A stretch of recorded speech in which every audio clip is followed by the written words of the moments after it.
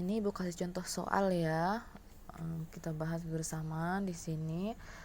Contoh soal dari perhitungan PBB tadi yang sudah Ibu jelaskan. Di sini soalnya, Pak Danu memiliki tanah seluas 120 meter persegi dan bangunan 90 meter persegi. Harga jual tanah 128.000 per meter dan harga jual bangunan sebesar 225.000 per meter.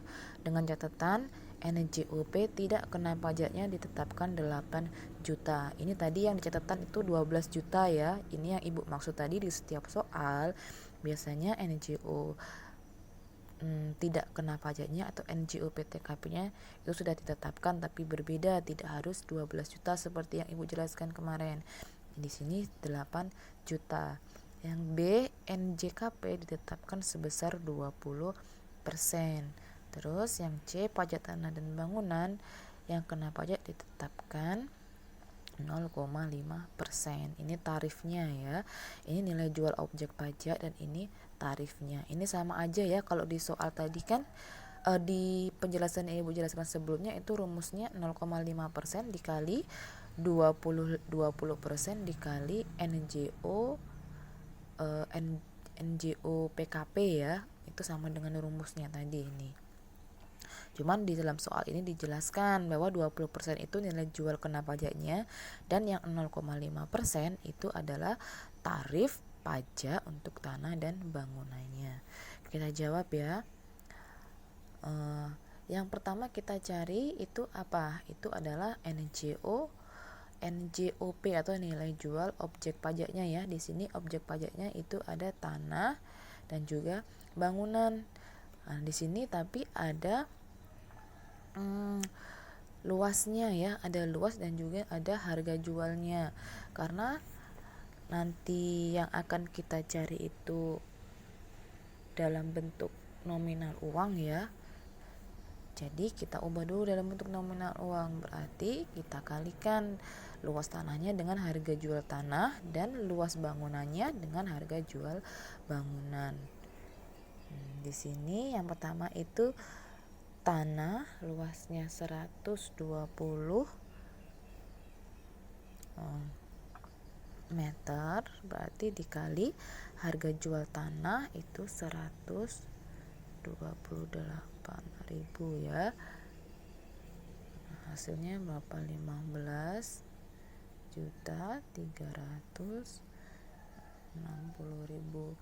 Yang kedua, objek pajaknya itu bangunan, jadi luasnya 90 meter dikali harga jual bangunannya itu 225.000 nah dengan 20.250.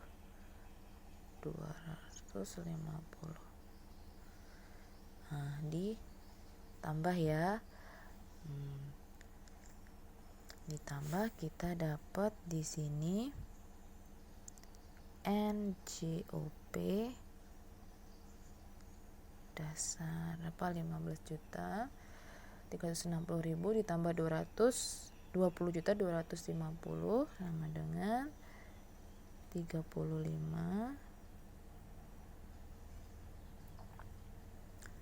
610